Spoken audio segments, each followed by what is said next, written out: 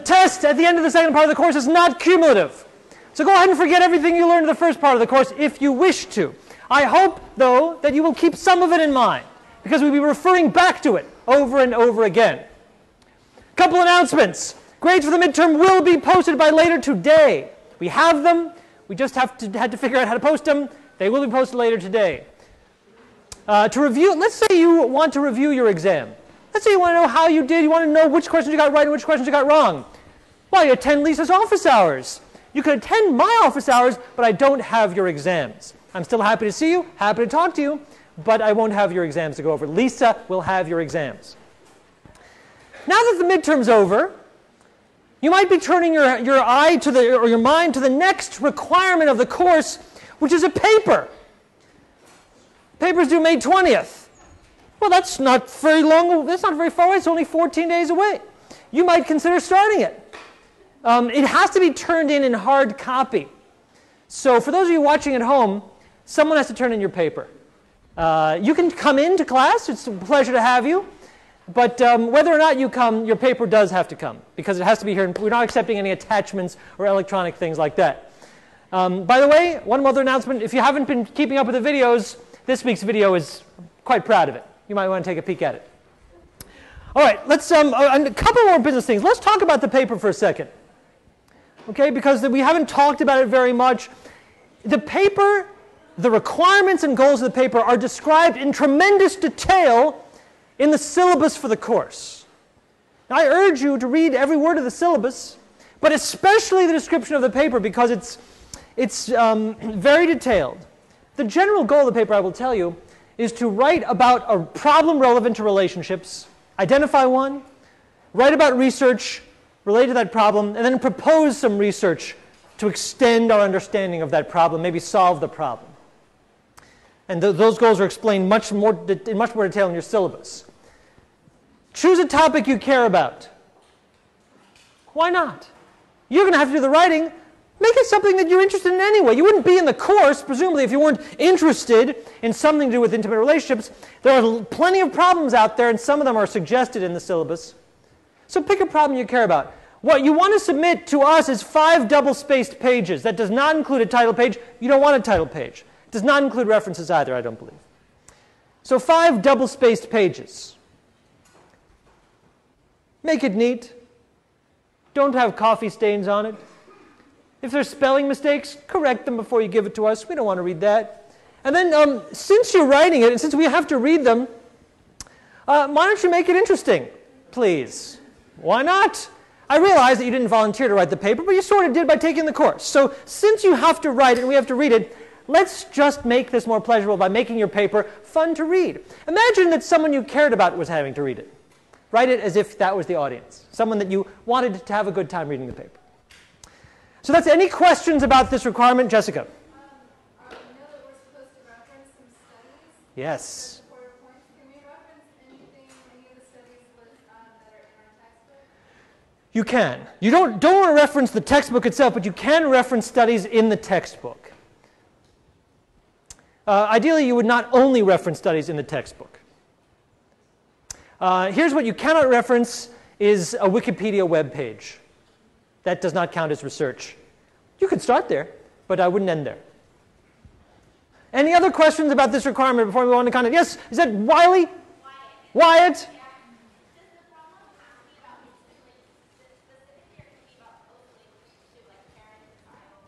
Great question.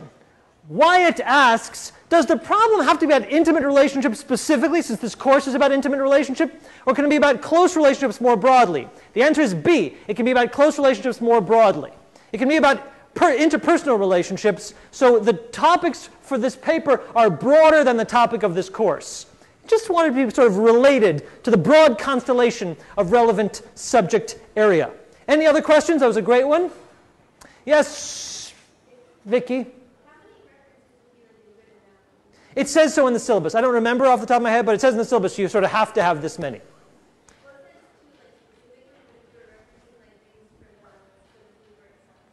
I think that, in the neighborhood of between 3 and 5 seems like a reasonable amount, including those. That's a good question, Vicki. Other questions about this requirement? Right, then let's move on to the topic for the day, which is conflict, managing conflict.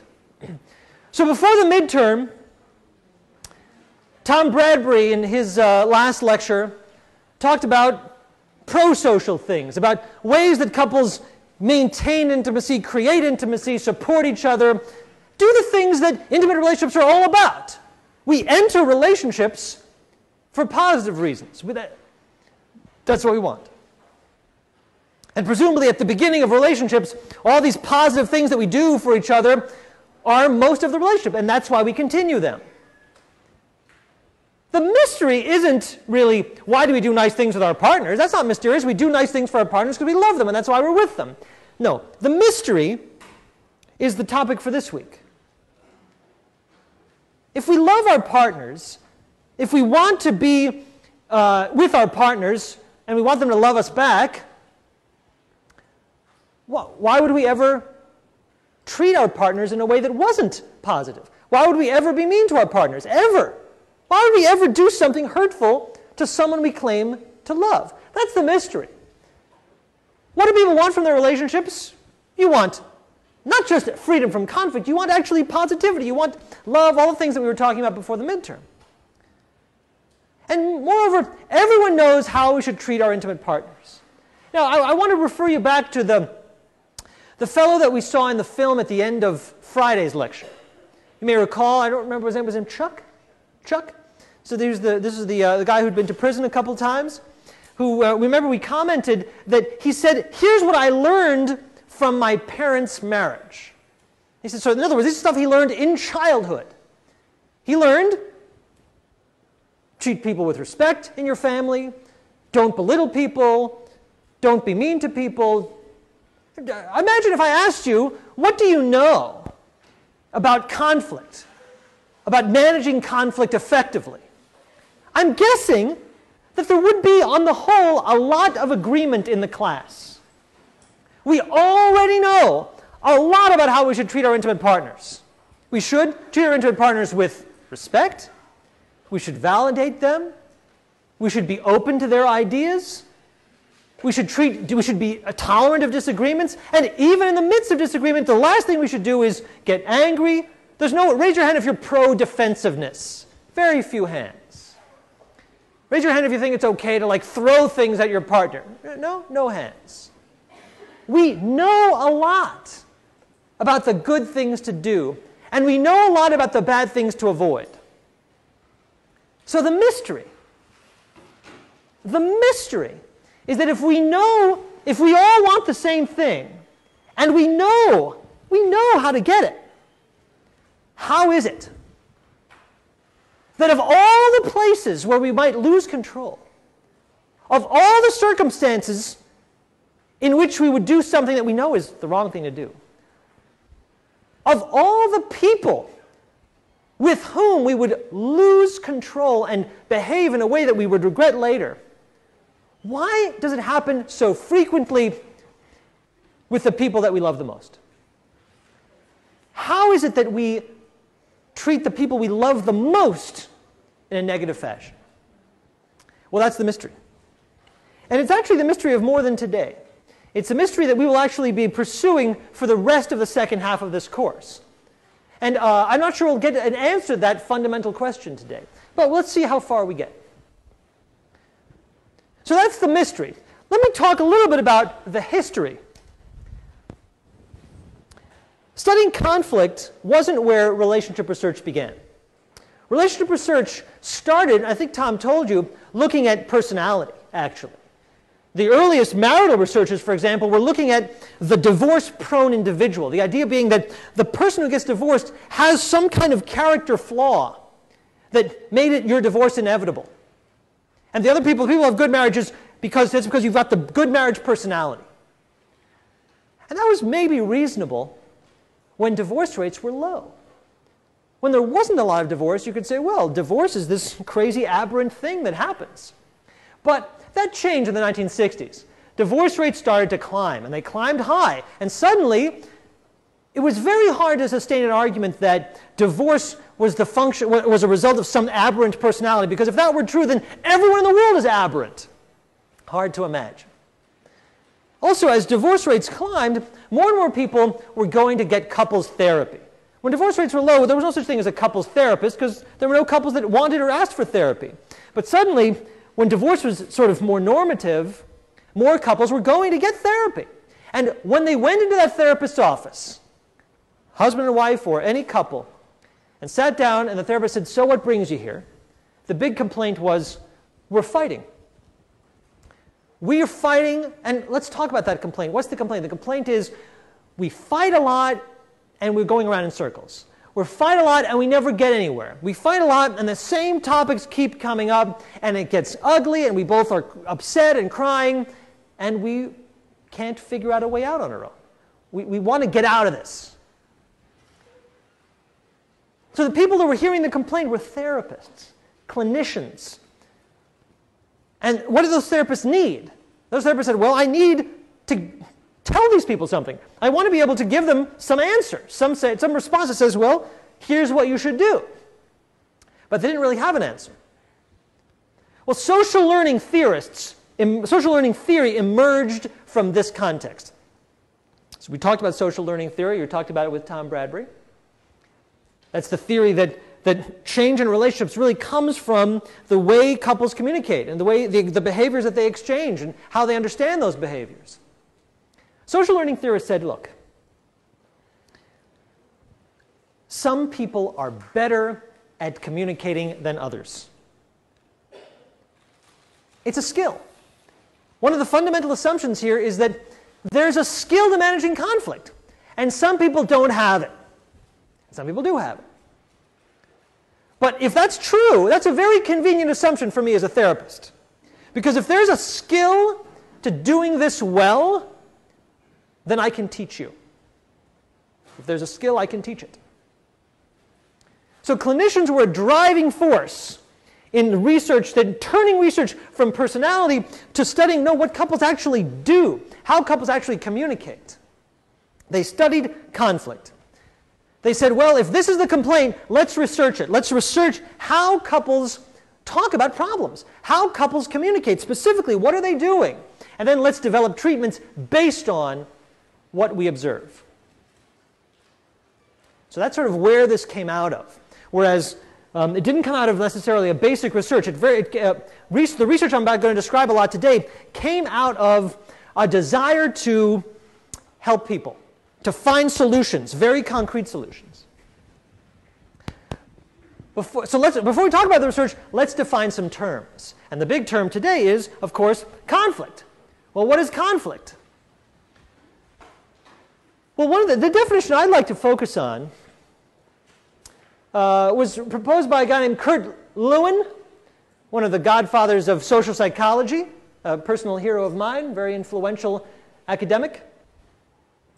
And Kurt Lewin, thought of human beings as goal-directed creatures. So each of us are pursuing goals, and you have your goals and I have my goals. But that's what people are doing constantly. So, what is conflict? Let's read it. Conflict arises when one person pursues his or her goals and in doing so interferes with the other person's goals. Responses to this interference can vary in many ways. Very simple. What is conflict? Conflict is when me working towards what I want gets in the way of you working towards what you want. That state is conflict. When when you're trying to reach your goals, I'm trying to reach my goals, and we can't coordinate them so that we can both do them at the same time. That's conflict. And if that's conflict, it follows that in an intimate relationship, some conflict is inevitable. There is no guarantee that I will have conflict with you, necessarily. Because we're not that interdependent. How about this one? Even more. There's all sorts of people on this campus that I'm never going to have conflict with. Because my goals don't cross over their goals ever. But the more interdependence you have, the more there's an opportunity for my goals and your goals to not coincide perfectly. Now, of course, in a good relationship, a lot of my main goals do coincide. It just so happens that my wife and I had a goal, which is to have another child, and that was something we shared. Imagine the conflict that might have arisen if we didn't share that goal. That's a problem, because her pursuing her goal, I couldn't have pursued my goal of doing more European vacations, which we're pretty much writing off for the next 18 years or so. Couldn't happen if she reached her goal at the same time. The point is that the more interdependent you are, the more inevitable is that sometimes my goals and your goals will not overlap. And every single time, it's some kind of conflict. Now, by this definition, conflict isn't a bad thing. By this definition, there's nothing inherently bad about conflict. Conflict is life. There's a conflict every time I reach or I'm going through traffic. There's a conflict every time I want to get home and you want to get home too, and the road is not big enough for all of us. It's the same thing in a house. There's a conflict every time we watch TV and I want to watch something and you want to watch something else. That's a conflict. Conflict doesn't mean bad. So that's a little bit different. You know, it's easy to misuse the language and say, well, there's a lot of conflict. Oh no, that's a terrible thing. By this definition, there's nothing inherently wrong about conflict. What matters is how we respond to the conflict situations. And that's the point that Lewin makes. Responses to this interference can vary in many ways. What do we do when we suddenly are blocked from pursuing a goal that we care about? Well, there's lots of things we can do. So I'm heading towards my goal, and suddenly my spouse gets in the way. Well, of all the people on the planet, your partner is the most likely to get in the way because they're around you the most. So the more interdependent you are, the more it is that your partner will be the one getting in the way because they're around you. Now, what do you do about it? Well, you can imagine there's lots of things you can do about it. One thing you can do is stand and patiently wait for your partner to get out of the way. Another thing you can do about it is get mad. Another thing you can do about it is find another way around. The point being that it's the response that we care about. The conflict itself is inevitable. It's a fact of life. It's like oxygen. What we care about is how is conflict managed? And that's what social learning theory talks about. It's saying it's the way conflict is managed that teaches people whether they're in a good relationship or a bad relationship. These are learning opportunities. Every time a conflict arises, and it will arise, it's a chance to learn something about the relationship. And that's what social learning focuses on. All right, so what's the research agenda? So when all those clinicians started clamoring for research on how to manage conflict, what was the agenda? Well, there's really two questions that come up. The first question is the cross-sectional question. In other words, at a given moment, what is it that unhappy couples are doing? The couples that are complaining, what are they doing wrong? And the couples that are happy, by Lewin's definition, it's not that the couples that are happy have less conflict. They just must be doing something different when conflict arises. Well, what are they doing? Can we pin it down? What is it, specifically and behaviorally, that the unhappy couples are doing that is making them unhappy? And what is it the happy couples are doing that are keeping them happy? That's the cross-sectional question. That's about what's going on at a single time. But then there's the longitudinal question, which you may notice is the question that is slightly more interesting to this course. What behaviors predict the future of the relationship? What's interesting about this longitudinal question is it acknowledges that most couples start out happy. And there's an assumption here, which is that of all the couples that start out happy, some of them are happy and also manage conflict well, and some of them are happy and also manage conflict poorly, and those are the ones that are going to be vulnerable to declines over time. And so it'd be very important to know which are the behaviors, which ways of managing conflict help you stay happy longest. We're going to talk about both these today. Let's start with the cross-sectional question. How do you do it? Well, we talked earlier, this is back before my baby was born and during the methods lecture, about how self-report measures of behavior quickly proved to be inadequate. Remember, we talked about how the early researchers did want to know, and so they asked couples, well, how do you manage conflict? And they didn't get useful answers because people don't know how they manage conflict. All we know is that the happy couples is, yeah, all the good things, we do them all. And the unhappy couples, yeah, all the bad things, we do those all. And since husbands and wives couldn't agree on whether they had even had sex the night before, you may recall, we realized, well, we can't just ask people. Forget that. What we have to do is actually watch them. We have to observe couples. But that's a challenge. And what had to happen was the development of new ways of doing research, new ways of studying how do couples interact with each other. We used to ask them, that's not good enough, so now we have to say, well, how are we going to do it? And so there developed sort of a typical paradigm to observe conflict, which I may have mentioned before when we talked about observational data in the methods lecture. Let me go over it a little more detail now. The early research, first of all, found happy and unhappy couples. And that they did ask people. As we talked about, when you want to know if someone's happy with their relationship, basically asking them is the only way. So they asked people, okay, you could do it through newspaper ads or through radio announcements. You get people who say, I love my relationship, I'm in a terrific relationship, and people who hate their relationship and say, we're really distressed. One good source of the distressed couples, the unhappy couples, was clinics. And that's where they got a lot of these couples, people who are looking for therapy. And they said, oh, by the way, you're looking for therapy, would you mind being in a study while you're waiting? And they say, sure, okay, we've got nothing to lose. Now you've got these couples and you bring them to a research room, typically. You bring them to a research room and you ask each spouse to identify a topic. And here's how we introduce it in my research. We say, we'd like each of you to come up with an area of disagreement in the relationship. Now, we don't want this to be something that would make you uncomfortable to talk about. That's not our purpose. But we do want something with a little heat to it. We want something that really matters to you so that talking about it might benefit you. When we say talking about it might benefit you, this is known as a lie.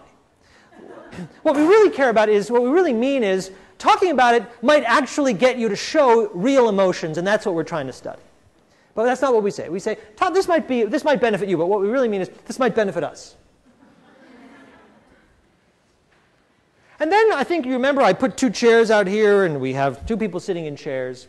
One person here, one person there, facing each other. And we have two cameras, a camera behind each person's head pointing at the other person.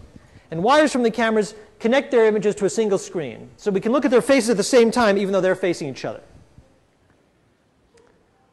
And then we say, all right, we'd like you to talk about this problem for the next, it varies. Some studies have them talk about it for as little as 7 minutes. I've seen studies have them talk about a topic for as long as 15 minutes. And we say, okay, could you talk about it? Talk to each other, don't talk to us. No need to explain yourself. No, don't look at the camera and say, oh, that's my Uncle Bob who lives in New Jersey. We don't need to know it. Just talk to each other as if you were talking to each other at home. And then we leave them. We close the door and let them talk. We're watching them on a monitor in the other room. And here's what we see. You might ask yourself, well, imagine, what would you experience if you were in that situation? You're in a room somewhere in the UCLA campus. You're sitting in two chairs facing each other. And there's a camera right behind your partner's head aiming right at your face. Do you think you could relax in that situation? Do you think you could just ignore the camera and focus on your partner and really be in the moment? Or would you be super self-conscious? Some people are saying, I would be super self-conscious. Well, you'd think so, wouldn't you? And I would think so too. I would totally expect that I would be super self-conscious in that situation, and I would not be able to forget that there's a camera pointing at my face. But let me tell you something. People forget the cameras like that. How could it be? How could they forget the cameras? The camera, we make no effort to hide the camera. There's not even a sheet over it. It's just a big old camera. It's black. It's on a podium. It's on a tripod. But when you are sitting across across 4 feet from your relationship partner, your intimate partner, and there's your partner's face, and you're talking about a topic, and there's a camera, the camera cannot compete with your partner's face. Your partner's face carries the day.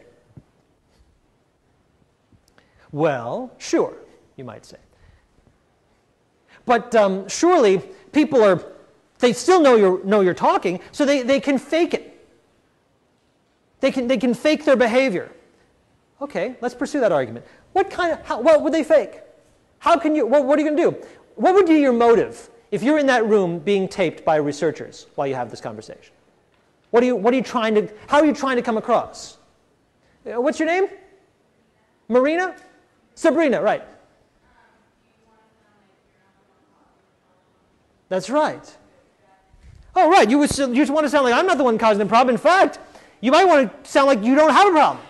You want to sound like we're a great relationship. Here's the problem. If you knew how to fake having a great relationship, you would have a great relationship. Think about it. Who are you more motivated to please? A researcher or your actual partner? Most people are more motivated to please their partner. So if they could fake good, if they could sort of try to have a better conversation than usual, they would. The problem is that people don't know how. So the conversations that we see are incredibly real. We see people crying, and I'm saying within 7 minutes. We see people shouting. We see people getting mad. Now, how does this compare with the conversations they have at home? Someone asked that question. Some researchers asked the question of how do the behaviors that people observe in the laboratory compare with the behaviors that we might observe at home? And the reason they asked this question is that the behaviors they were observing in a laboratory, and when I say laboratory, I just mean a research room with a camera in it, those behaviors were really vivid. They were seeing a lot of affect, a lot of emotion. Well, if that's what we're seeing in the research room, what would people see at home? So here's what they did. They got people to come to the research rooms, have a conversation in the research rooms, and then they said, oh, now go home. Here is a pocket tape recorder. Next time you feel like you guys are having a comparable heated argument or discussion, turn on the tape recorder and tape yourself if you wouldn't mind, and then bring it in and we'll code that too. So the same couples are now providing data in the research rooms and from home, recording an actual conversation at home. Which was more negative, in the research rooms or at home? At home, every time. Good guess. Which means that as much as we're seeing a lot of affect in the research rooms, it tends to be an underestimate. An underestimate of what's going on in people's homes. That's fun. That makes this research that I'm about to describe to you conservative. The implication being that if we could somehow be a fly on the wall and videotape people in their houses, we'd see even more than we see here. So we see a lot of stuff, and the idea is just to say, well, do we see different behaviors in the happy couples than we do in the unhappy couples? That's the question. That's sort of this first question. And how do we know what we see? And the problem is that coding these videotapes or audio tapes is no easy task. It's actually quite challenging. And one of the first challenges is deciding what to code. So let's say I gave you a videotape of a couple talking about a problem. And I asked you to quantify it somehow, to reduce it, to summarize it somehow. How would you do it? On what basis would you do it? There's a lot of choices. You could code the emotion versus the verbal content. You can code what people say, or you can code the emotions they express, which are two different things. You can imagine I could say, oh, shut up. Or I could say, hey, shut up. Those are same content, different emotions. You can code the nonverbal behavior. Am I looking at you? Or am my eyes wandering? Am I open posture? Or my closed posture? You can code that. You can code sequences. I don't just have to code a specific behavior. I can code patterns of behavior. If one person does one thing, what are the chances that someone else will do another specific behavior? Researchers have done all of this. We'll talk about almost all of this today. Another choice is the difference between microanalytic and global coding. So I've got this videotape. There's two different things I can do with it. One thing I can do with it is say, watch the entire 10 minutes. If you're going to be a research assistant in the lab, I can say, watch the 10 minutes and then make ratings on the whole thing. Rate what you just saw. That's the global coding. Microanalytic is much, much harder. In that case, we say, I want you to code every behavior. Research in this vein tends to think in terms of a speaking turn. And a speaking turn is all the time that I am talking and both of us are paying attention to my talking. And my turn ends when you start talking and now we're both paying attention to you. So in this class, my speaking turns are very, very long and yours are very, very short. But in an interaction, you can imagine that I might say, well, you know, it bothers me when you leave and you don't call when you're coming home late. And then your turn might start. You're like, well, I don't want to interrupt you because I know you're working on the phone rings as a distraction. And I say, wait, that's not a. You can imagine that you can divide up one person talking, then the other person, then the other person, then the other person. In microanalytic coding, we code each speaking turn separately, and then count up how many different things we see in that interaction. Regardless, when people code these tapes, there's a principle that we ask coders to keep in mind, and it's this. When I'm talking to my partner or anyone, I'm making choices all the time. Every behavior that I make, that I emit, that you can observe on these tapes, every behavior is a choice from a range of options. So let's say you say to me, honey, it really bothers me when you don't clean the sink after you shave because it's gross. You leave little hairs there. Now I have a response. Here's my response. Well, what is my response? Imagine, you don't really, this doesn't happen, but when we code, imagine that you're, like a Terminator, and inside your mind you see, there's a screen with all these different response options.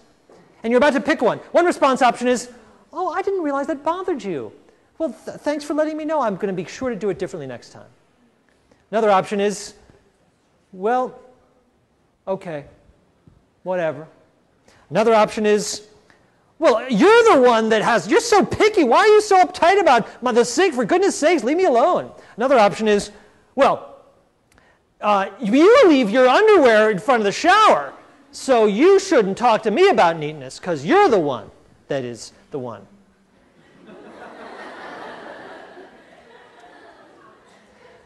Every behavior is a choice.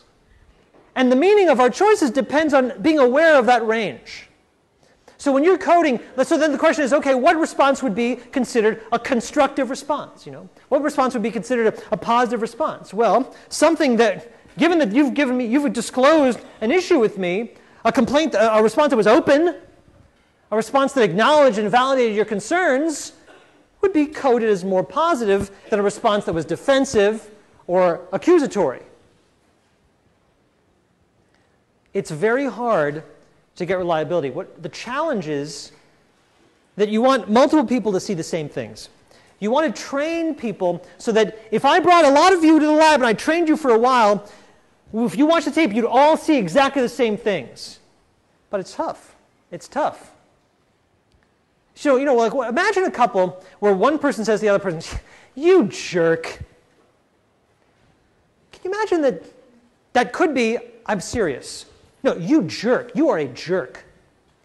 Or the same behavior, I could be sort of teasing you. You know how some couples kind of josh each other? Like, oh, you jerk. You crazy jerk. Well, which is it? A lot of times the meaning is hard to tell. It's hard to tell. So getting people to agree on what's in these tapes is very difficult, but that's the challenge. And it's a challenge that a ton of researchers met, starting with John Gottman in the late 70s. John Gottman, who was really a pioneer of this work. And what did he show? What did he reveal? When he actually got these tapes and coded them and compared what the happy people were doing to what the unhappy people were doing. It took a lot of money. It took hundreds of hours. And what did he discover? He discovered that unhappy couples are more negative with each other than happy couples. Okay. Not a big surprise. In fact, I'll tell you another thing he discovered, that unhappy couples are less positive with each other than happy couples. Okay, not such a big surprise either. But he didn't stop there. And the research on this behavior didn't stop there at all. They went further. They said, sure, we probably knew that the unhappy couples are going to be more negative and less positive. But researchers, once you have these tapes, once you can really look at what unhappy couples are doing with each other, these researchers began to get some insights into some quite specific and less intuitive things that unhappy couples were doing that happy couples weren't doing. Let me give you some examples. This is not an exhausted list. This is not an exhaustive list at all. It just sort of gives you a flavor of what some of this research did reveal that was a little bit more interesting than unhappy couples are more negative. Unhappy couples, when resolving a problem, engage in a behavior called, that clinicians call kitchen sinking. Any guess at what's kitchen sinking? Kitchen sinking is when a specific area of conflict becomes representative of everything in your entire relationship. So you're having a talk about cleaning the bathroom sink, and suddenly we're talking about how I treat your mother, and that thing that happened before when we were going out, and that issue when I was late that time, and suddenly all issues get wrapped up. Happy couples weren't doing that. Happy couples, if we're talking about a problem, we focus on this problem. We don't throw the kitchen sink in there. But unhappy couples couldn't contain it. Their discussions turned out not to be well contained to one topic. Even though that's the issue that they were asked to discuss, it raised a lot of other issues. Unhappy couples were much more likely to engage in self-summarizing. What is self-summarizing? Self-summarizing is a conflict behavior where you say, look, what I'm trying to say is, unhappy couples are very invested in summarizing themselves. Happy couples, in contrast, were much more likely to summarize what the other person had to say. You see the difference. Unhappy couples are focused on their own message and getting it out. Look, let me explain it again. Look, let me tell you again. Look, you don't understand me. You're not hearing me. I'm trying to say, this is what I'm trying to say. Happy couples are saying, let me see if I understand you. That's a big difference. And it's a little bit more subtle. And it's not just that the happy couples are more positive. It's how are they more positive? Happy couples are more positive in an outward directed way. What makes it subtle is you can imagine an unhappy couple saying, if I could only get you to listen, if I could only get you to understand, you would immediately see my point of view and the conflict would be solved. The problem is that doesn't work if you're both constantly summarizing yourself. Connection, an actual connection, comes from the opposite of self-summarizing. And you're saying, well, if you just said something, let me see if I understand you by trying to summarize what you just said. Did I get it right? I didn't get it right? Fair enough. Let's try again. Oh, and I did get it right? Oh, that makes me feel great because I understand you. And that must make you feel great because you've been understood. Huh. You can see how self-summarizing gets in the way of all that. Presumptive attributions they found in the unhappy couples. Oh, presumptive attributions. You don't want that. What's a presumptive attribution? Presumptive attribution is when you assume that you know what the other person is thinking. Example. I say, why should we go to your family's house for the holidays? Didn't I just go to the last holiday to your family's house? And wasn't I polite to your mom and everything, even though I don't like her? Here's a presumptive attribution. Oh, you were just doing that to appease me. You didn't really make an effort. You were just pretending. What the? Presumptive attribution is a tough one because it's a form of mind reading. It's a form of saying, I know what you're thinking. Well, the problem is that shuts down communication, doesn't it? If you're having a conversation which is full of presumptive attributions, you are having a conversation with yourself. right? I'm saying, okay, you don't care enough about me. Oh, I know you gave me flowers, but you only did it because you were trying to, apologize for that thing that you know you did that you won't admit, and then you are only doing this. Well, I'm talking to myself now. Presumptive attribution shuts down the other person because the other person is only in position of saying, well, either I can agree with that accusation you essentially levied at me, or I can suddenly have to say, wait a minute, you got me all wrong, but you're not listening to me anyway. You can imagine, though, that presumptive attributions come up. And they come up more in unhappy couples than in happy couples. Unhappy couples are saying, I know what you're thinking. I know why you're doing all that. Happy couples say, what are you thinking? Why are you doing that? You see the difference? The difference between closed and open. Closed is, I know why you're doing that, so just shut up. Open is, I want to know why you're doing that. Open up. Why are you doing that? What does that mean to you? Open-ended questions are what happy couples are doing. Unhappy couples are doing these closed-ended questions. A related closing technique from the unhappy couples is something called, I didn't put it on the slide, is something called a hostile question. A hostile question is something that looks like a question, but it has no real answer that opens the conversation up. Let me give an example of a hostile question. What were you thinking when you did that? You're not really asking, are you? If you say, whoa, what kind of an idiot would you have to be to pay $500 for that? Well, that's not really, that's called a hostile question because the answer isn't, oh, this is the kind of idiot I'd have to be. My point here is these are sort of conflict communication behaviors that really aren't totally obvious, but really distinguish between the couples that are on the way to closeness and the couples that are not. Another example, cross-complaining, kind of more intuitive. If someone says, honey, I have an issue.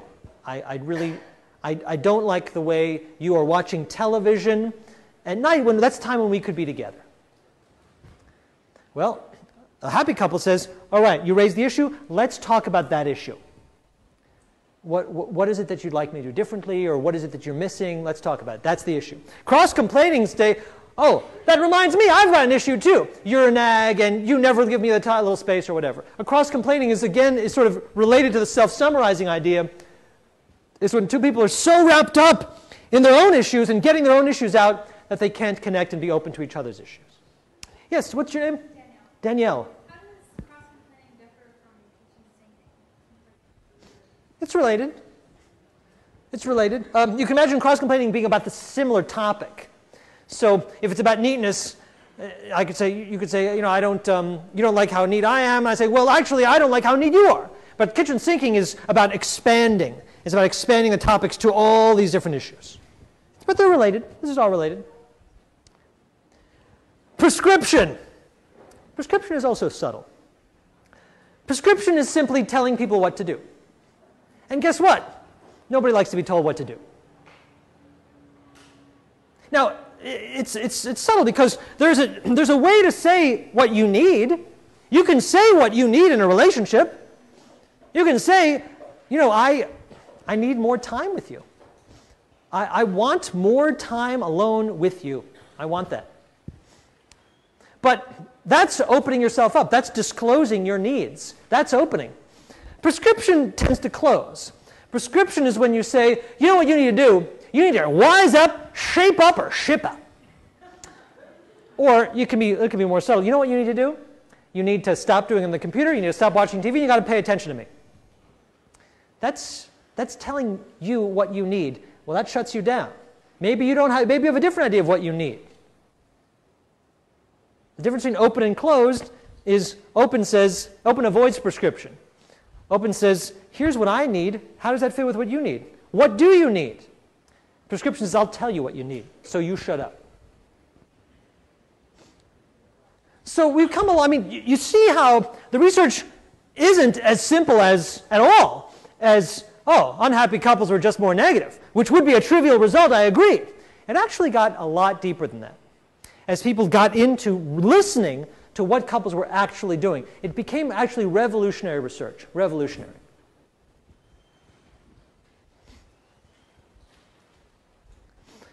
just look at behaviors. Some of that early work also looked at sequences, patterns of behavior.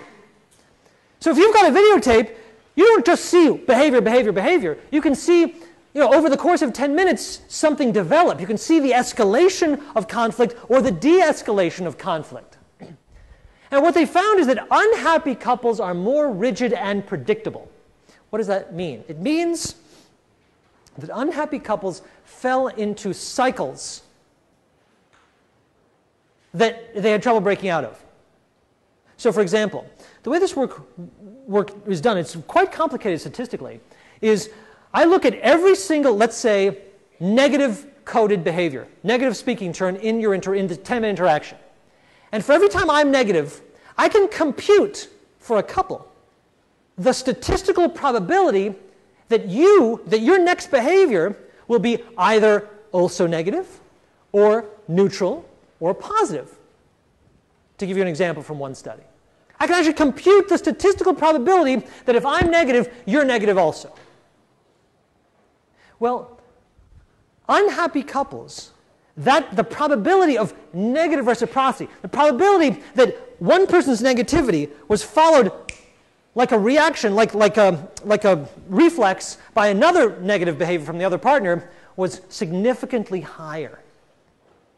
The implication being less flexibility, more reflexive reactions in the unhappy couples. Does that make sense? So imagine the difference between unhappy couples. The unhappy couple says, you just said something that pissed me off, I respond by striking back. I lash right back at you. I don't even think about it. Happy couples, and especially happy wives. I don't know why. Actually, I have many speculations as to why. Happy wives, in particular, were observed following partner negatives with neutral behaviors. Think about that as a skill. Your partner says, you really pissed me off last night. Ouch. That's a criticism. Nobody likes to be criticized. How do I respond? Screen opens up. I have a behavioral range of choices. Some are negative, some are neutral, some are positive. Which do I pick? Unhappy couples, the screen doesn't even pop up. They go right to the negative. I pissed you off, well, you pissed me off. Happy couples are doing something that takes a lot of effort. It takes a lot of effort to say, I pissed you off? Ooh, stings, yes, don't like it, but okay, let's address it. What pissed you? Let's talk more about that. Not an easy thing to do. But what does it get you? What it gets you is, it breaks you out of negative cycles. Because imagine if every relationship was like the Israelis and the Palestinians, or the Hatfields and the McCoys. It's like, oh, you threw a bomb at me, I'm throwing a bomb at you. Great. And now you're going to throw a bomb back at me? Terrific. Not a useful thing. The challenge in feud situations, and you don't want your relationship to become a feud, is to break out of it. Is to be the one that says, okay, I'm going to break the cycle of negativity. Happy couples were able to do it better. Happy couples, a negative didn't automatically cause a domino effect of negative, negative, negative, negative. You see the issue? Happy couples were able to go, punk, okay, fine. A negative, yes, I get it, I didn't like it, but now we're out of it. Unhappy couples, it took longer to exit negative exchanges. It took longer, they were just in the negative part, the exchange of negativity, back and forth, the bad part. It took them longer to say, wait a minute. Let's get out of this for a second. Which leads to free advice. Don't you be the one to convert a neutral behavior into a negative behavior. Don't be the one to knock over that first domino. Because you know what happens. Puppity, puppity, puppity, puppity, puppity. So this is pretty interesting stuff, in my opinion. And what makes it interesting is it's a close analysis of behaviors that we don't always analyze closely. And one of the reasons we don't analyze them closely is we're usually emotional when these behaviors are happening. We're not in an analytical frame of mind when we're having these conflicts with our partners. No, we're aroused, we're maybe hurt, so we're saddened or anxious or distressed. And that's not a good time to think, oh, how interesting, we're kitchen sinking. Oh, how interesting, this is self-summarizing. No, we're in it.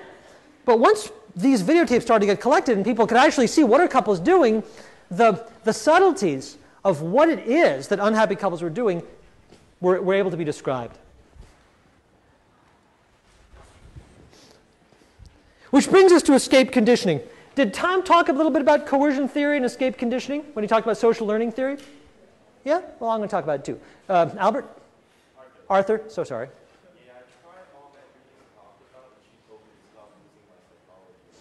Oh, fair enough, Arthur. So Arthur says he tried some of this. Good for you. First of all, extra credit for trying this at home. And he said it did not work. He said his partner said, oh, stop using all that psychology. Well, it raises an interesting point, which is, let's say you are an actual professional psychologist who lectures on these topics for money. Does that mean that every interaction at home happens with like little cherubs swinging and birds landing on your finger, cartoon birds? No. I would not say that it goes perfectly every time, and it didn't go perfectly every time for Arthur. And the question is, well, why? Well, I mean, it's a broad question. If we do this all right, if we know what to do and we do it, is that a magic key that makes our relationships perfect? No. And why not? Well, we'll talk about why not. I mean, that's such a broad question. I actually want to just sort of like put it out there and let it rest for a while. So Arthur, it's a great question. It's kind of a fundamental question. We'll get there. For the time being, let's sort of touch on this other sort of enduring question of this topic, which is, well, why does this happen? You know, when I tell you the difference between that self-summarizing, you don't want to do that, cross-complaining, you don't want to do that, I didn't hear anyone raise their hand and say, no, wait a minute, cross-complaining is excellent. No, I like the closed thing. That's much better than the open thing. I mean, maybe the subtleties are interesting, but again, it doesn't strike you as rocket science. I think it strikes you as like, oh yes, of course. I see a lot of nodding. I go, oh yeah, that makes a lot of sense. Arthur was agreeing with it so much that he went home and tried it. So the question is then, why would we do anything else? Why would we ever do anything else except be totally open to our partners, to not cross-complain? Like, why? Well, social learning theory comes out of behaviorism, right? Social learning theory comes out of sort of B.F. Skinner's idea that we do what's rewarding and we stop doing what's punished. So social learning theory has to say that ultimately we must somehow inadvertently reinforce each other's behaviors. So my partner wouldn't nag me if it didn't work. And indeed, some people have talked about a particular pattern called the demand-withdrawal pattern. Did Tom talk about the demand-withdrawal pattern? Well, I'll talk about it again. The demand-withdrawal pattern is a particular sequence that clinical psychologists started to observe in unhappy married couples. And the sequence is basically this. One partner, frequently the wife, has a demand, asks for change, asks for something. The other partner, frequently the husband, does not want to give in to the demand, and so reacts by withdrawing. If I've asked you for change, and you withdraw, what position does that leave me in? It leaves me in the position of asking again louder. But if you didn't want to change the first time, now that I'm asking in a more strident fashion, you aren't going to suddenly say, oh yeah, now I'll change. So if you withdrew the first time, you're going to withdraw more. So the demand-withdrawal pattern becomes a cycle of one partner increasingly strident in that person's demands for change, and the other partner increasingly withdrawing from the relationship, trying to escape from these demands. And the problem is that it can become mutually reinforcing. So in the story that Tom likes to tell, which maybe he told you already, you imagine that one woman says to her husband, you know, I need you to be more involved with the kids. I need you to be more involved taking care of the kids. And he might say, sure, and then not change his behavior at all. Well, what happens? She got a sure out of him. So that's rewarding. She asked for him for change, and he rewarded her by saying, yes, I'll do it. He realized that if I say yes, I'll do it, and I don't do it, she'll stop talking, at least for a few minutes, so that's great too. So he gets rewarded for not doing it. But of course, after time passes, she realizes he hasn't changed, so she has to say something a little bit louder. And he's like, and he can say, well, okay, this time I'll do it. And she says finally, oh, I guess that's what it takes to be rewarded. I got the acquiescence from him when I spoke a little loudly.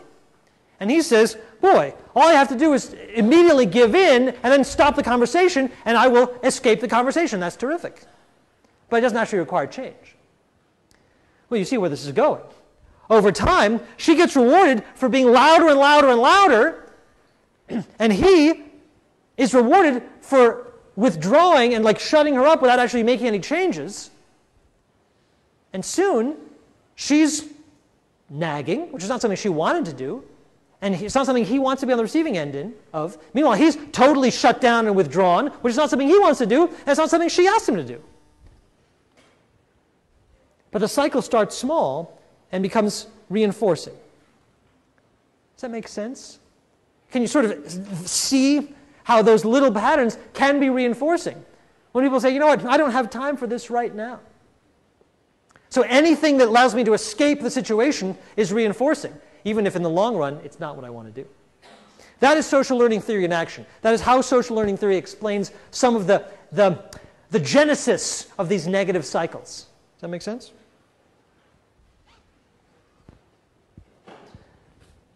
So we have a lot of data from the 1980s mostly, a lot of data looking at happy and unhappy couples and really picking apart what is it that unhappy couples are doing differently from happy couples. A lot of data on that. Well, researchers immediately talk to clinicians and say, so clinicians, just teach people what to do, teach people to do what the happy couples are doing. Now, of course, Arthur points out that didn't really work so well, but we'll get there. The problem is that the cross-sectional research doesn't actually prove that the behaviors cause the outcomes. Right? It could be that happy couples being happy causes the behavior. They hadn't actually proved that if you behave a certain way, that keeps you happy. To do that, you had to do longitudinal research. So people started to do it. Of course, it took longer.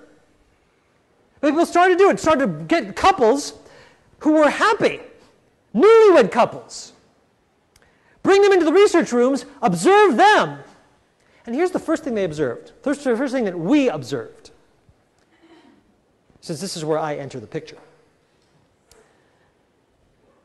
We observed that newlyweds, I think I mentioned this the very first day, newlyweds are all pretty happy.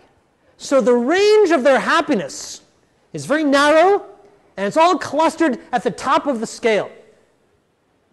The least happy newlyweds are still pretty damn happy. But if you observe how effectively they resolve problems, you get a big split. Newlyweds who are all happy, some of those are happy newlyweds, and also they resolve conflicts in a beautiful way with openness and listening and summarizing the other person. It's gorgeous. Other newlyweds, just as happy, just as in love with each other. When you actually put them in a room and say, okay, now talk about a problem, cats and dogs. They're self-summarizing, they're negative, they're cause-complaining, you name it. They can't do it well. Oh, that's interesting. Well then, we might assume that negative behaviors should predict negative outcomes, right? That the negative behaviors, the couples that are negative as newlyweds, those are the fragile couples. Those are the couples that are likely to decline over time and are more likely to get divorced. Leo? How do you get a measure for how happy newlyweds actually are as opposed to how happy they're telling you they are? Leo's question is, how do you tell the difference between how happy they really are versus how happy they are telling you they are? And my answer to that is, I don't distinguish between those two things. If they tell me they're happy, I believe them. Because couples later will tell us they're unhappy in a second. And couples tell us when they're unhappy. And even some newlyweds tell us they're unhappy. But if you follow them over time, the same couples will tell you they're happy and later will tell you they're unhappy. So that's a real change that we're trying to predict. I don't accuse people of lying to us somehow. I don't see a point in it. It's a fair question. So the question for this longitudinal research, the issue was this. The issue was, do negative behaviors predict negative outcomes? And there were a number of studies that showed exactly what you would predict. The most negative couples had the most declines. The most negative couples were the most likely to divorce later. Just what you'd expect. The problem is that not all studies found this.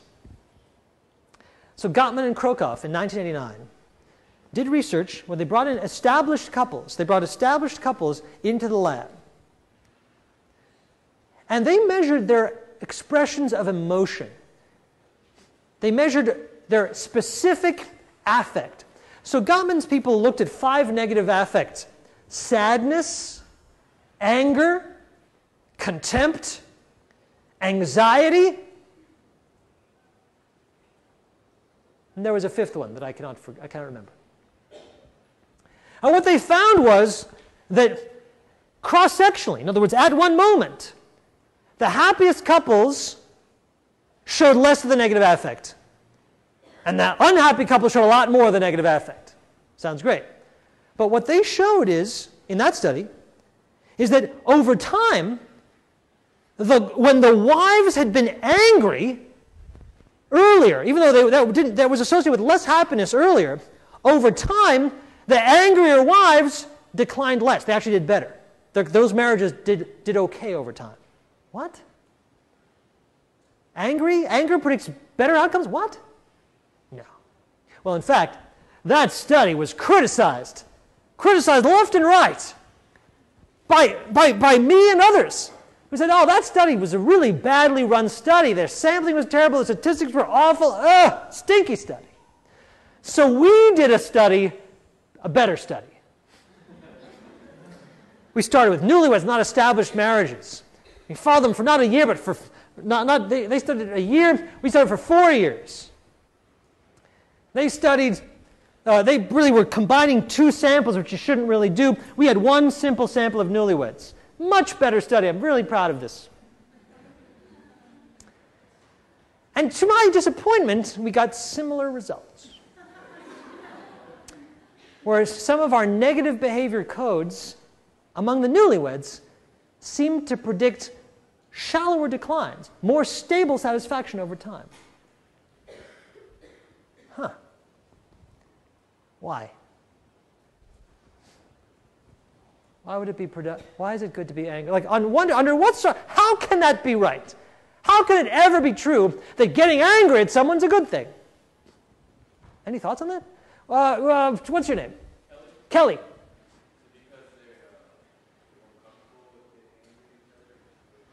That's a really interesting idea. Kelly says maybe the willingness to express some anger reflects comfort with each other. They're comfortable saying, hey, I don't have to pussyfoot around. I don't have to walk on eggshells with you. No, if I'm angry, I can say, hey, you know what? I'm angry.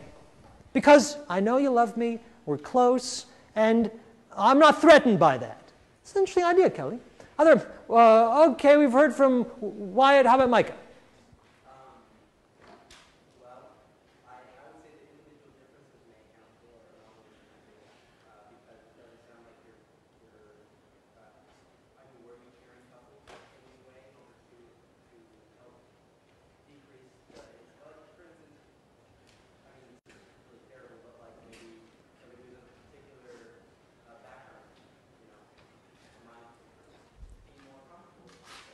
Let me try to restate that, Micah. Micah? Micah. So Micah says, maybe there are individual differences in the meaning of anger. Maybe couples different. Maybe for some couples, anger doesn't mean a bad thing, and you didn't account for that. You know, maybe one behavior doesn't always have the same meaning for all couples. Interesting idea, Dan.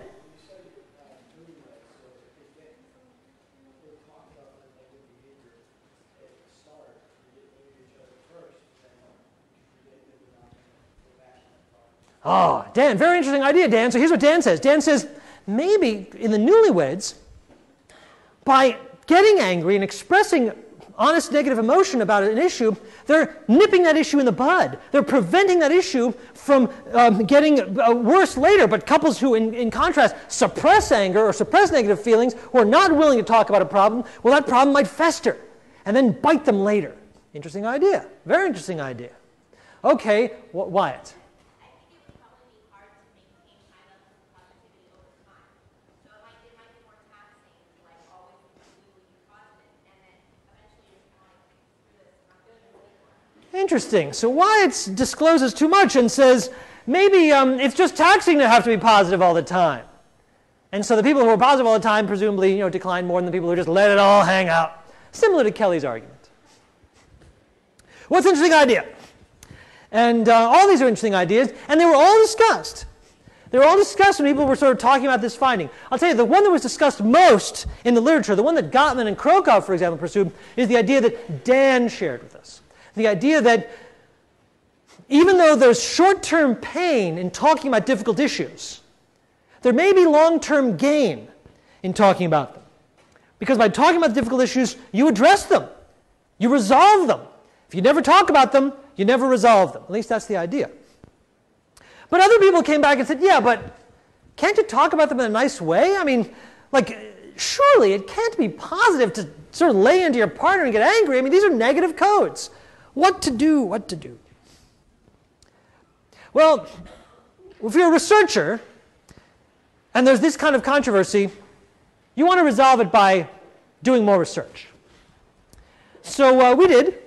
This is This is a very recent study that was done in Tom Bradbury's lab with Tom and some of his students, including myself back when I was a student. 172 newlywed couples in first marriages. So you got this homogeneous group. Here's the idea. The idea to try to resolve this controversy was that, and by the way, I'll tell you in advance, this doesn't totally resolve the controversy at all. Just gets a step towards it. I don't want to oversell it. And we're trying to predict slopes or rate of change in marital satisfaction over 4 years. The question is, you got these newlyweds, they're all pretty happy. Which ones stay happy versus which ones decline a little bit versus which ones decline a lot? That's what we're trying to predict. And what they did was they coded the tapes twice. Once coding for emotion and once coding for the verbal content. They coded it twice to separate those things. There's what you say and there's how you say it, right? They're saying, this is a problem. And they're saying, this is a terrible problem, you jerk. There's two different things. One of them has a lot of affect, even though in both cases you're saying there's a problem. And the question is, if you separate these things, do they interact? In other words, is there a difference between being negative in your content but positive in your affect? Well, what's that mean? How can you be negative in your content and positive in your affect? Well, it's possible. And say, no, this is a problem. I'm mad at you. But I can also, in the next sentence, still say, but I still love you, you crazy lug, you big galoot, or whatever. So that's what we did. We tried to look at how different combinations of positive and negative affect, emotion, and positive and negative content, verbal content, predicted the slope of these newlywed satisfaction over time. And look what we found. What we found is this. If you sort of combine, if you divide the newlyweds up into low or not a lot of negative content, or a lot of negative content, and not a lot of positive affect, and a lot of positive affect, what we find is most of these groups have this is just a regular decline. This is just a standard, from newlyweds, you decline a little bit. Standard, standard, standard. The group that was really declining was the group that had a lot of negative content and not a lot of positive affect. In other words, look at this. The group that had a lot of negative content, in other words, they said, look, there's some problems here. We have some serious problems and we don't need to talk about them. But if this group also had high positive affect, what is positive affect in the study? There were 3 positive affects: humor, affection, and interest in the other person. Humor, affection, and interest. If you had high negative content, but you were able to express at the same time humor, affection, and interest in your partner, if you can manage to walk that tightrope, thread that needle, your trajectory over 4 years looked the same as people who didn't have high negative content. People who didn't have the same kind of problems. Well, that's interesting. Doesn't totally resolve the problem, but it does suggest that you can be negative and protect your marital equality. It's possible if you also, this is actually expressed in a different way. Yes, if you're negative, it's bad. But it's really especially bad if you also aren't positive. If the negativity squeezes out the positivity. If you can have the negativity, address the negativity, follow Dan's advice and address the real issues. Was it Kelly? Follow Kelly's advice and say, hey, I'm comfortable with you enough to be negative with you. But if I'm really comfortable with you enough to be negative with you, I better also be positive with you, eh, Kelly? If I can do that, positive emotion can override the effects of negative content during conflict. Why? Why? What does humor, interest, and affection contribute to the conversations? What's the message? What's the message you're sending? If, in the moment of conflict, in the moment when you are dealing with the most negative things, you are able to say at that same moment, hey, I still love you. In this moment, I love you. That sends a powerful message, because then the message is the love matters more than the conflict. It says, this conflict, I don't like it. The disagreement, no, I don't like it. But it's resting on a solid foundation. And I'm reminding you of the foundation. Even in the midst of this, how do you like that? The conflict might matter to me a lot, might be really important to me, but it's not as important as the positive that connects us. That's the message. Not an easy thing to do, but I invite you to try it. Class dismissed.